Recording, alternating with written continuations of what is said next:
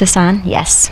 Thank you so much, Emily. It's super nice to be here. This is like my favorite bookstore, I guess, in the world, actually. And I just wanted to also thank all of you for coming here. Actually, it's you wonderful New Yorkers that got me interested in becoming a photographer. I feel that in New York, this city always reigns supreme in my mind, simply because you can't be a misfit here. Absolutely everyone is welcome, even tourists, even people who don't live here. When I moved here in 1997, I was really moved by New Yorkers. When I was out on the street, I thought it was just beautiful the way they lived so openly out on the street.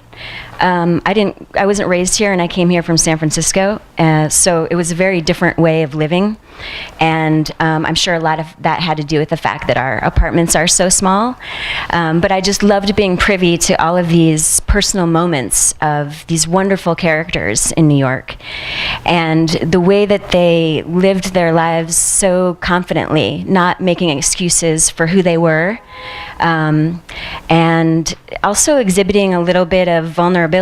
I think simply just because the city is so big and there are so many of us. So, and I've always been compelled by the fact that truth is stranger than fiction, and so it was the New Yorkers really that got me excited about photographing. Before I became a photographer, I was a painter and a writer, and actually I still make, as Emily was saying, I still make some of my living writing about photography. But what I really loved about painting was how wonderful it was to go inside and explore like the details of getting into painting, but it was also super lonely. Like I would be alone with the smell of turpentine and hearing the joyous noise from the streets through the window and really wanting to be out there. So as much as it sustained my interest, I was also called elsewhere. And similarly as a writer, wow, I mean, to anyone who's a writer, it's like hats off, because it's such a lonely, introverted activity, and it's often very painful. Probably, I mean, I can just imagine the amount of pain it took to fill this room full of books. And, even the most beautiful, well-written book, that writer was alone in their head for hours and hours and hours. And that also didn't quite suit my mentality. So what I liked about photography was that in the way that I use photography, it enables you to interact with people on a level that painting and writing didn't allow me to. Just the fact that you wear a camera around your neck lets people know what your intention is, and it's a way of introducing yourself silently, and it's also just a beautiful way to enter a room. You're alone, but you're in a crowd, and I found that photography was just wonderful for interacting like I wanted to, in the way that painting and writing didn't allow me to.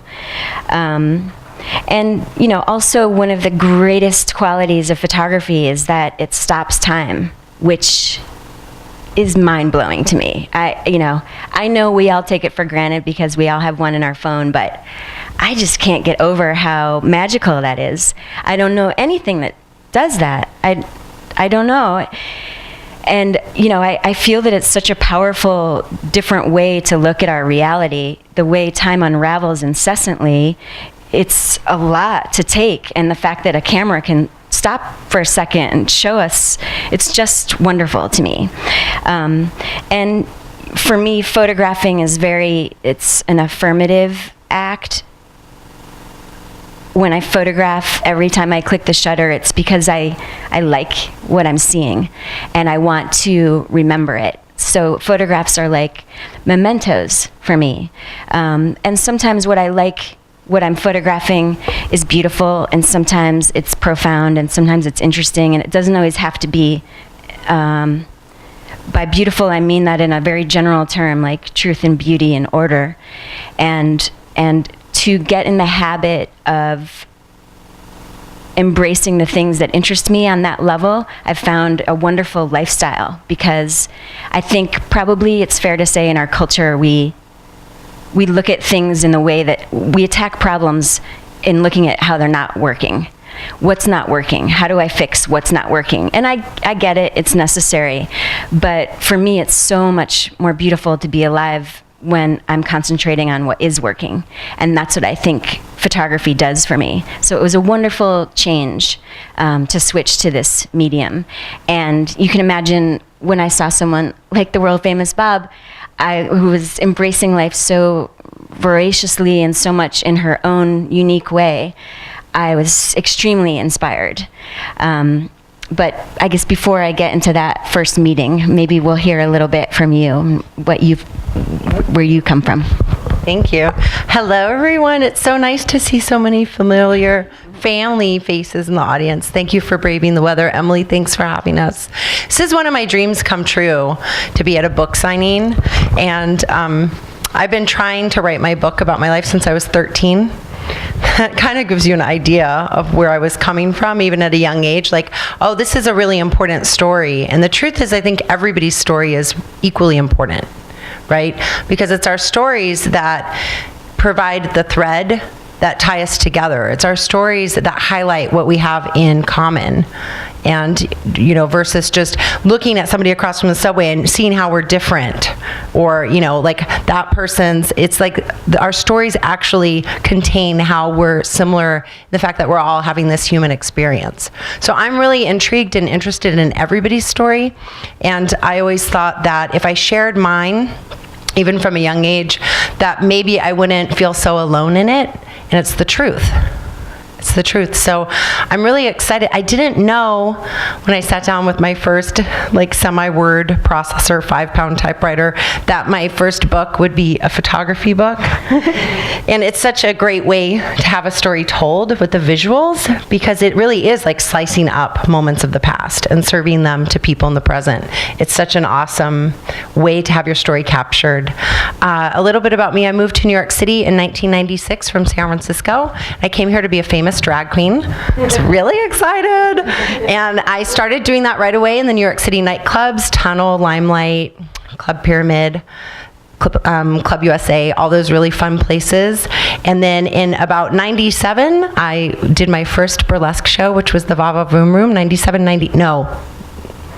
It was later than that. 97, I did my first burlesque act at the Cock. I'm sorry. I just see you, and I'm like, the Vava. So I did my first burlesque act. I'd been here about a year. I was 25 years old. I was 24 when I moved here, and I was working at this really awesome gay bar called the Cock. And it's not the new Cock on First Avenue. It's the old Cock on A and 12th. That's like a cafe now. Don't eat there. That's so scary. So it's not the old Cock. No, it is the old Cock. It's not the new Cock. The new Cock bar is in a bar that used to be called the Hole. So the new Cock's in the old Hole, and I worked at the old Cock. And that's the truth. That's on my resume. So I was in a gay bar as I grew up in gay bars. I was raised by homosexuals and drag queens, and they're not always the same thing. And I'm so glad that I was, because they really taught me how to be myself, and that I had the ability and the freedom to create whoever I wanted to be. And I'm a firm believer that if nobody tells you what you are, you can be anything you want. So I became a drag queen, and I moved to New York City. And it was on accident that I did my first burlesque number at the Cock. I did Martini Time. My drag mother, Jackie Beat, who's a really super famous, talented drag queen that lives in LA now, she said, you should mix a drink in your boobs. They're big enough. So I did. And I got my first Marilyn wig that week when I went wig shopping with her. And the two things just all kind of spliced together. And that's how I started my burlesque career. My burlesque career eventually took me out of, a couple years later, the gay bars and into the arms of the real burlesque community, which was actually operated and ran by fierce, over-the-top, completely self-expressed, non-competitive women, which were a race of people I didn't even know existed. And that's where I found my home, and that's where I found my comfort level. I've been doing burlesque and hosting events for the past 17 years professionally. And I've been teaching at the New York School of Burlesque since 2004, so that's a decade now. I travel all over the world. I love a spotlight, a crowd, a microphone. The reason why I step on stage is to entertain. The idea that I can step onto a stage and in just a moment, I can create an environment that allows everyone to drop their concerns, their tensions, their fears, their anxieties, whatever clung to them that day that they brought in the door with them, it can just shed off and everybody can laugh at the same time. That to me is why I step on stage. That's the greatest achievement that I can do up there. I am also a confidence coach because I'm scared all the time. And I feel like because I'm scared all the time, I can teach people how to be brave. So that's what I do right now, and that's who I am. The short answer is I'm an artist. But then there's always a ton of answers after that, so I thought I'd answer them for you. It's great to be here. Thank you. Thanks, Bob. So I guess, Justin, we can dim the lights and roll the slideshow. Roll it.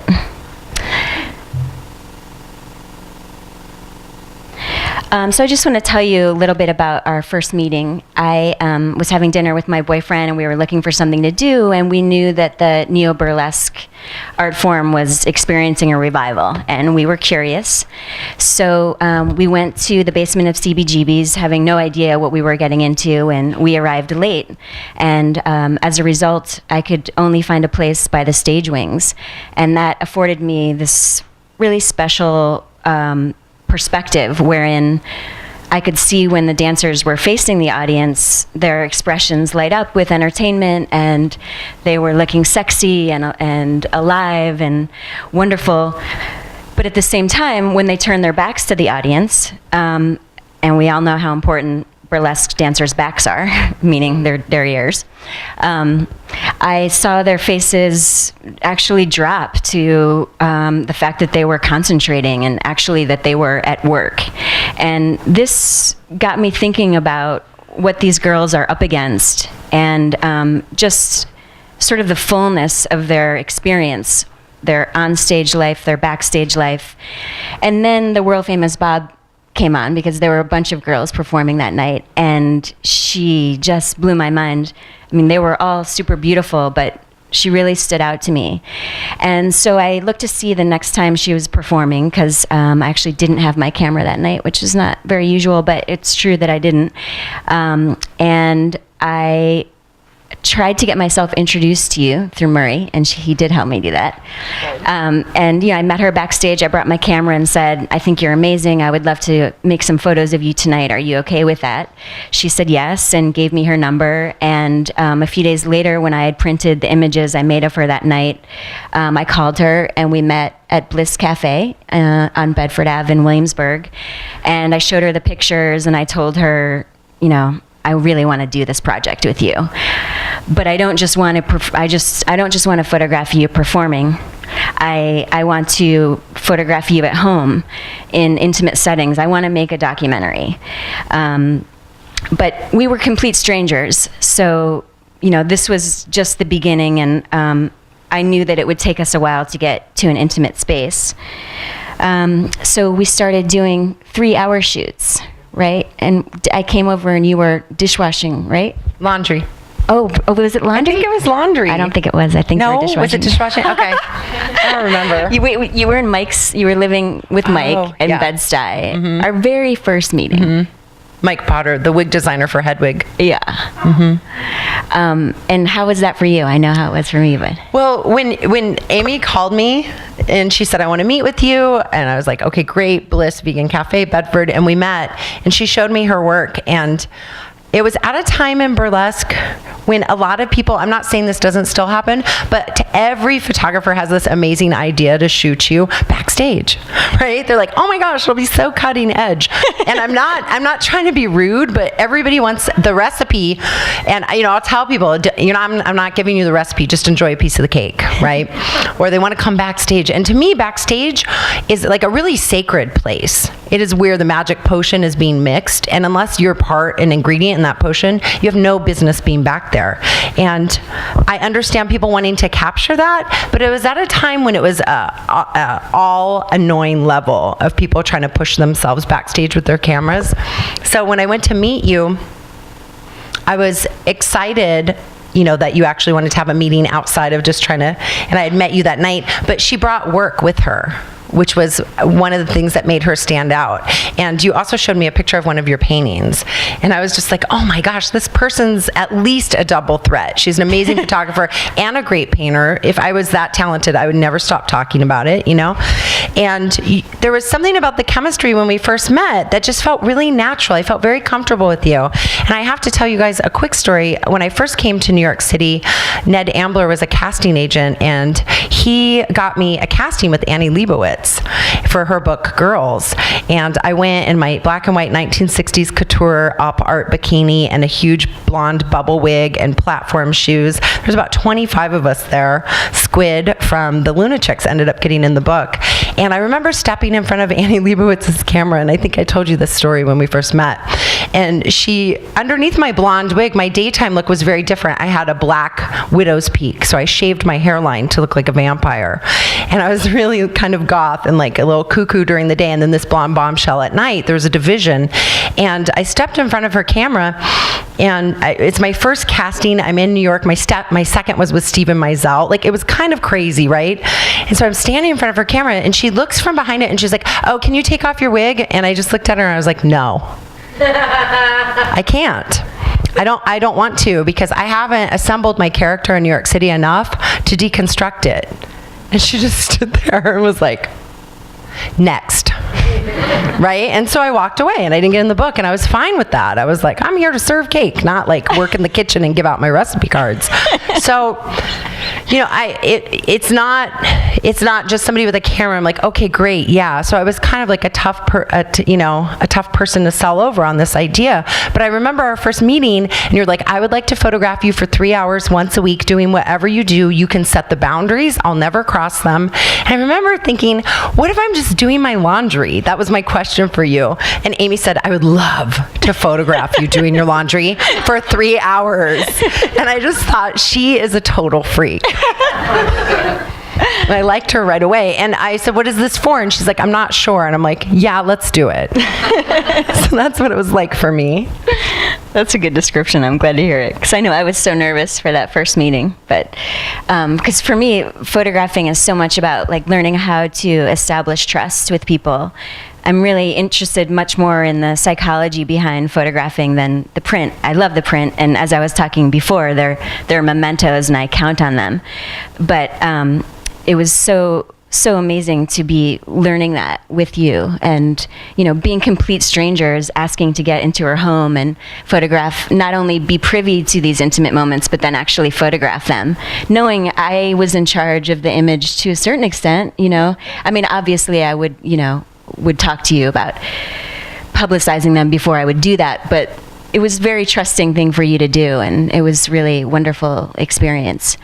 But it was also uncomfortable, quite honestly, because the 3-hour period, okay, let's get intimate for 3 hours, and then, okay, it's over. It was a beginning, and it was the way that we got to know each other. And I think it was a good beginning. It was a great beginning, and there were a few of those images that made it into the book, but what I really decided I needed to do was get even closer. And because Bob is such an amazing performer, she does have a very strong relationship to the camera, stronger than, say, a non-performer would have, someone who their image doesn't affect their occupation.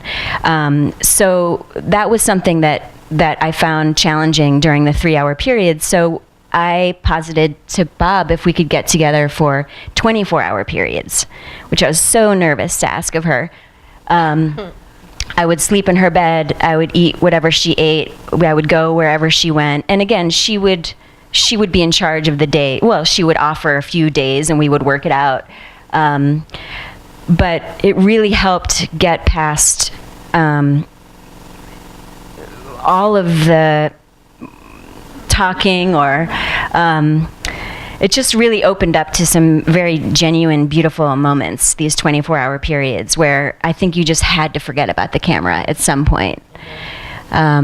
And those were really special for me, and we did that for a long time. A natural inclination to host when you have somebody in your house for 3 hours, and I was a born hostess, so I agree with you that to have that long section of time, that just had to drop away in order for me to get my stuff done. Yeah, and it was really great, and then we became, super close as a result, and we did that for probably 4 years. I was just learning how to photograph, so I was learning every aspect of photography. I took many, many different kinds of photos of Bob, many photos of Bob, and many different kinds of photos of Bob.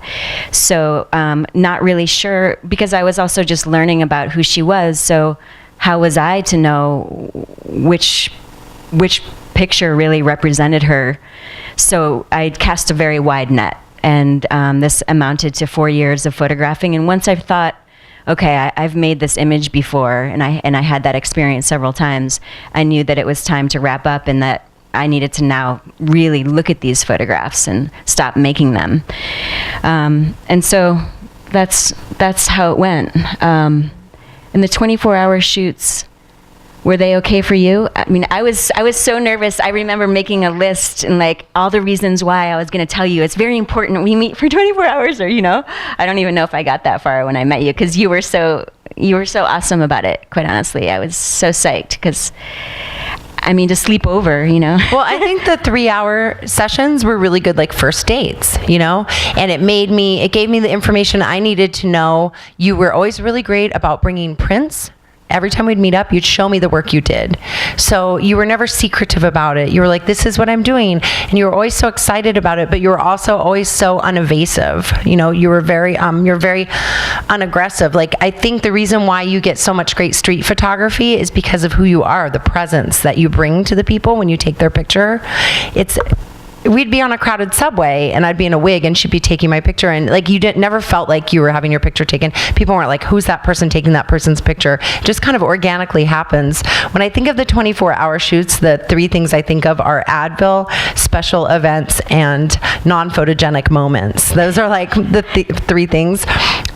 It's interesting when you're at a place in your life where not everything's going super easy and you have somebody along photographing it. And what I mean by that is I had some really bad relationships while Amy was working on this, or there were times I could barely pay my rent, but having an outsider feel so intimate and becoming a non-outsider, but at the same time not allowing that part of my world to have any weight on her while she's photographing it. Does that make sense? So I remember one time the Advil, I had really bad cramps, and I was like, you should call and say, I'm coming over, can I bring you anything? And I said, I need some Advil, but I'll pay you when you get here. It's very important to me that I didn't let this line get crossed, really. And I just remember you brought the biggest bottle of Advil ever. It was like this big, those huge ones, and you're like, it's a gift. And I was secretly so happy because it was going to take like the last $5 I had to pay you for the Advil. So there's like those little things, like when your life is that full of sharp edges, letting somebody in to take pictures is not the most comfortable thing.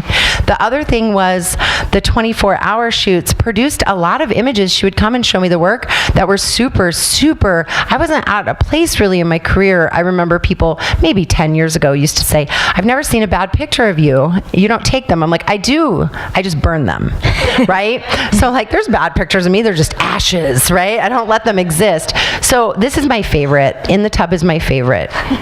Absolutely my favorite. And the reason why... I'm so scared to show you this photo. I love it so much. And it's funny that it comes up now. That's the thing that really happened for me.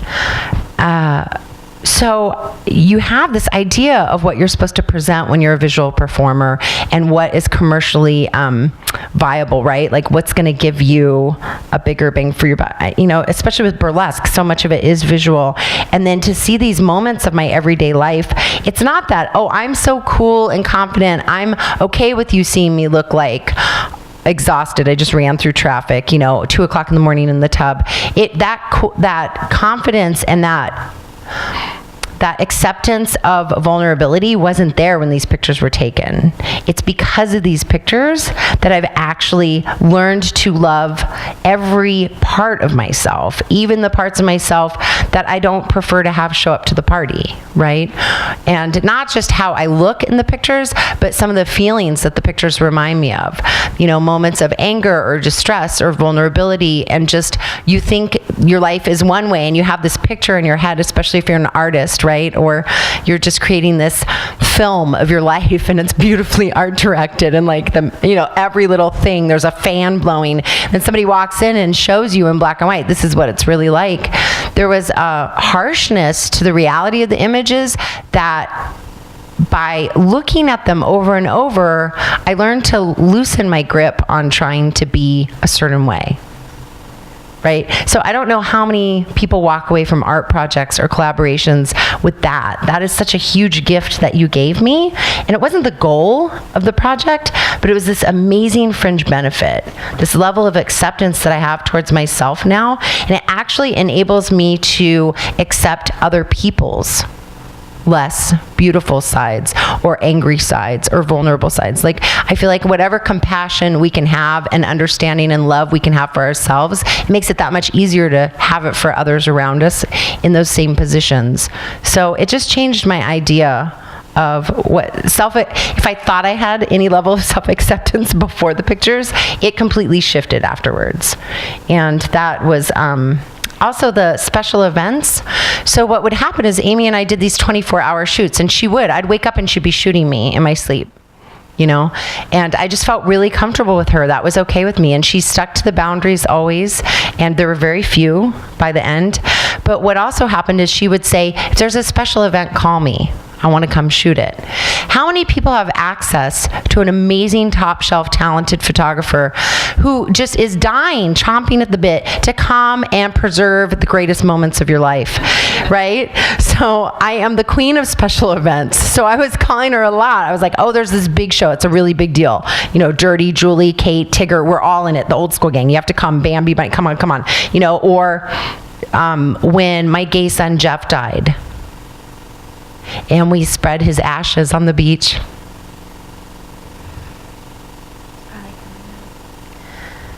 She was there, She was there to take the pictures.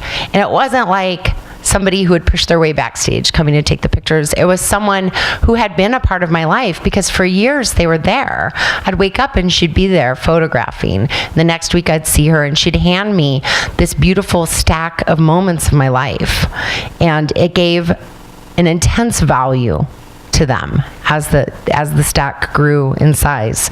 It's just it also made me realize that the little moments lead up to the really big deals. To have like this slideshow of your life is really a huge blessing. I can't recommend it enough, but good luck finding someone as great as Amy. So I just feel like when I flip through the book, I cry sometimes, and I feel like anyone could be in the pictures and I would cry. There's this like fragility, is that a word?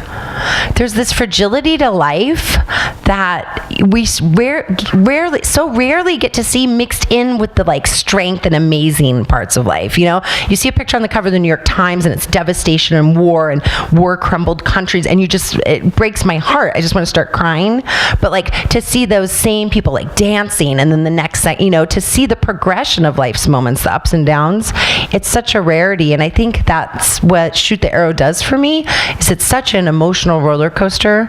Not so much because I'm the person in it, but because of all the different points of view that you take as the photographer.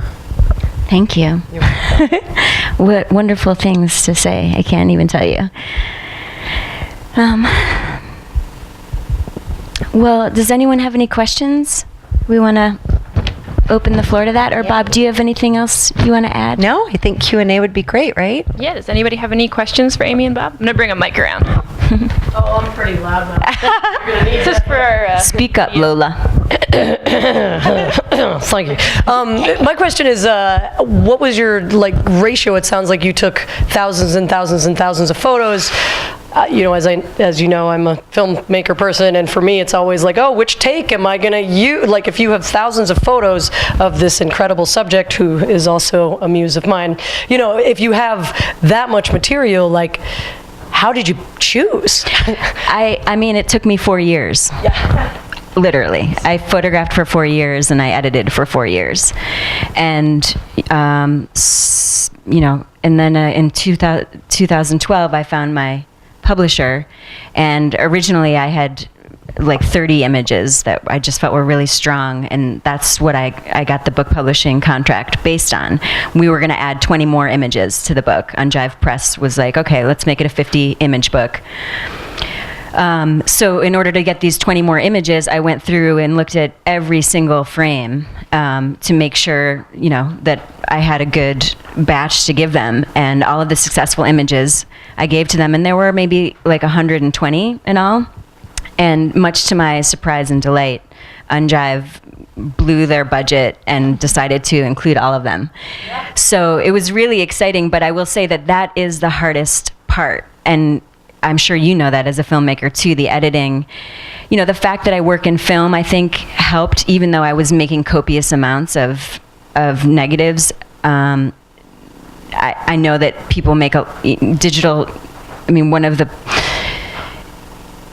film costs money, and so every time I would buy a roll, it was accounted for. And I do think that as a result, every time I took an image, I really wanted to take it, and so it helped in that way. I think I could have had a lot more images to contend with, but it was really hard because I was also getting to know you. What part am I going to show of her? What part do I think, who is she? I'm discovering that as I'm photographing. It's very confusing, and so you kind of do have to stop photographing and just look. And I work at the International Center of Photography as a teacher assistant, and this is something that we often talk about, the editing bit. I think no one's comfortable not producing work when you're an artist.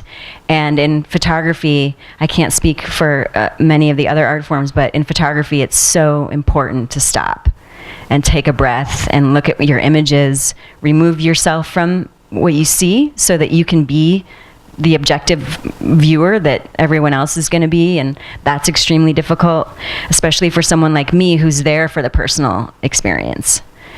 So it took a lot of work, and I went through many, many revisions, and I kept showing them until something clicked. So thank you. 15 years, and this is one of the greatest things I've ever seen. Thank you so much. It's so nice to see you. I would go over to her and her boyfriend Smoot's house, and there'd just be like clotheslines, like draped across, crisscross, like string art in their apartment with like hundreds of pictures of me half naked. And her boyfriend's like, I feel like I already know you. I'm like, oh my gosh, you live with my big butt and face in your face all day. There'd just be like it was like, if I wasn't friends with Amy, I'd be like, you're a stalker, like it's a bad scene. And like, I think I was a stalker a little bit. I think there was part of that in there. Could be in a scary movie. Yeah. Any other questions or comments or stories out there this evening? I got one out there. I'm going to bring you a mic too. Hi, John. I think at one point you said that more images ended up in the book than you had thought from your edit. And I'm wondering if how you characterize those additional images. Well, in the book, they were very free with, in a way, making diptychs. The book is a unique art form. To fit a photography series into a book is different than, say, putting it online where you just see one image after another image. You're dealing with book page spreads, and I think, they made the original huge sequence. They were the ones that decided it was going to be 120 images, and then they made the first sequence. It was 120 images, and then I pared it down to 112. But I don't know, they were good about including pictures that worked off one another, and so I think that's why the image quantity got so high up there. Something about the page spread, each page spread was a unique depiction of her life, and so they would add in maybe more detailed or detail-oriented photographs than I would have. Like my original 30 images were just like very strong, okay, she's here, okay, now she's here, okay, now she's here. And when we added in the other images, I, for one, got to show a lot more places where she had been, but they also included images that kind of played off one another, so it would be the same scene, maybe in a different take or whatever. And but it's hard to characterize all of them in a general way. But I would say that it allowed for more detail. That's for sure. Interesting. So there's an additional skill that's really required to do a facing page layout. I would say, yeah. I mean, and there's so many different ways to lay it out. And Un-Gyve, they were amazing about it. They really grappled with all this work and made some coherent sequence. And we went back and forth a couple of times, but they created the base for the book, which I was very happy with. And then they were actually the ones that came up with the final sequence. So they were really wonderful like that. Great. I think we had one more in the middle as well, or to the side. And this, if it is out of bounds, totally tell me. But you were saying that the boundaries that you had put on Amos. Amos is my nickname. Oh yeah, put on Amy got to be less and less until there were almost none. But what were the ones that when it first started out? Whatever you feel comfortable. There was actually very few boundaries from the beginning. I never changed them. I wasn't going to say yes to a 24-hour. Like, you can't sleep in my bed and shoot me while I'm sleeping unless I feel extremely, like Amy's it. That's it. Nobody else gets to do it. So the boundaries were while I was actually using the powder room. Like peeing or something. I didn't want that because I'm a lady. And but I mean, I'm shaving my legs in the tub and she's taking pictures. Like, I'd take a bath with the door open, and I wouldn't be like, I'm going to take a pinup bath. I'd be like, I'm taking a bath, So it wasn't for show. So no actual using the powder room pictures. I'm in recovery for drug and alcohol addiction. So nothing around where I go to meetings, right? Because Second A is anonymous.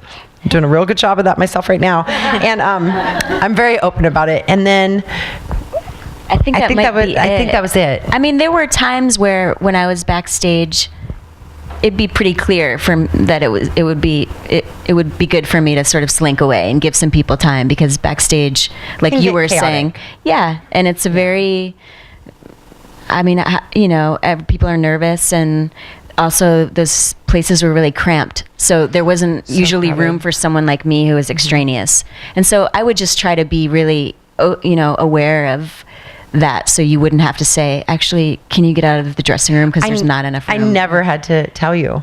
Mm-mm. Like, the entire time we shot, I never had to say, oh, do you mind? We'll do this later. No, not once. Amy has a really good, a very intuitive personality. Like, your instincts are right. You could barely tell she was there. And if you did know she was there, it was in a really positive way, Cool. We have time for just one more.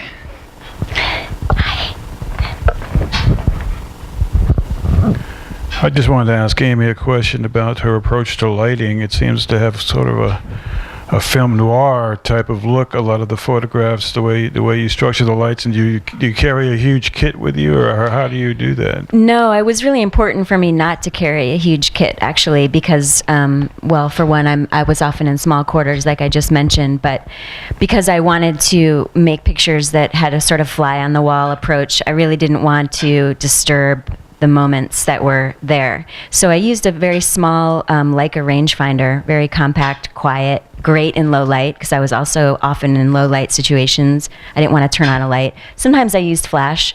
If we were out in the street, I felt fine about that. I think I did a couple times in your house, but like later. And my flash was also, just for the Leica, very small. So often I would push my film as much as 3 stops because I was in such dark quarters. And I also really liked that grainy film noir look. I saw Bob in that, which is kind of strange because look at how colorful she is. But when I photographed her that way, it was just beautiful to me. And I'm also a fan of film noir. And the paintings I made before I became a photographer were black and white oils which is weird, you know. And all my painting teachers were like, "What? Wait, use color," you know. So so I think my aesthetic, you know, it started long ago with that. I just love the black and white, soulful, you know, sort of nostalgic. Like I was saying before, I make photos, they're like mementos to me, and I just really liked the way that emphasized that aspect of photography. All right, we'll do one more. No, I just wanted to thank both of you. I'm just so happy that I came to this, and I love the collaboration between the two of you. I mean, I just really think that there's a lot of honesty and beauty. And I'm just, you know, struck because a lot of these images are sort of very iconic, just very classic, very beautiful. And it was interesting when you were saying that there was a time when a lot of people wanted to photograph the burlesque and behind the scenes. And there's something captured here. It's sort of like, I really feel that you did such an amazing job of showing maybe not your entire life, but, you know, showing this life, which is like full, vibrant, and just so, it's wonderful. Thank you so much. Thank you. It's very- It's there. Yeah. I mean, the 4 years she photographed me, it's there. That's my whole life. That was what was happening then. That's exactly what was happening. There was no nook or cranny that was off limits to her. And when I look at the book, I'm just like, gosh, I drag so many suitcases up so many stairs.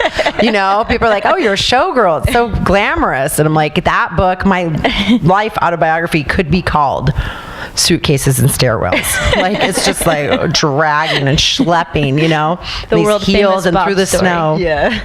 Yeah, that's it. But yeah, there wasn't a nook and cranny that I didn't let Amy in. And I think just in the few moments she's spoken here tonight, you can all see why. That's sweet. Okay, one more. Amy, but it's true. I sort of I get to see a lot of your work on Facebook, and I'm always like, wow, this is so great. Thank you. How do you approach strangers? Actually, I've wanted to ask you this for a long time. Well, you know, if you're seeing Instagram pictures, I've not said a word to them. Those are all stolen moments. I'm just using my iPhone and sneaking it, quite honestly. I mean, I feel like that might be the only way to photograph Greenpoint, because that population is camera shy. But if I'm using my real camera, my Rolleiflex, I've made a lot of street portraits wherein people are like looking directly at the camera. I don't know if you saw those, but in that case, I do say, hi, you know, I'm an artist. I make portraits of people on the street. Can I take your picture? And I've learned to use that phrase, artist, even though if people ask me what I am, I say photographer. But, you know, especially nowadays, I just feel like it's important to let them know I'm not a photojournalist, you know. I'm just making portraits, and I ask them to look into the lens. I make it really quick. I only take 2 frames. I stay on the side of the street that has the lighting I prefer, so there's no fussing. As soon as I approach them, we just take it. You know, if I'm so lucky that they'll give me time for the stranger's project, you know, I'm always amazed because almost 70% of the people say yes, you know, and perhaps I've gotten good at gauging who's going to say yes. So there's that factor too, because there's some people I know I love and they're whizzing down the road. They obviously don't have time for me, so I'm not going to stop them or whatever, you know. But, you know, I try to be really genuine, and I try to be what I want them to be, you know. Like, you kind of have to be what it is you're looking for, and I found that with photography. Also, another amazing life lesson. I mean, it's a wonderful medium. I can't say enough about how it's enhanced my life. Personally, you know. Very cool. Well, on behalf of this Strand, thank you, Amy and Bob, so much for joining us this evening. It's been a pleasure hosting you guys. Thank you. Thank you all for braving the less than ideal weather to join us.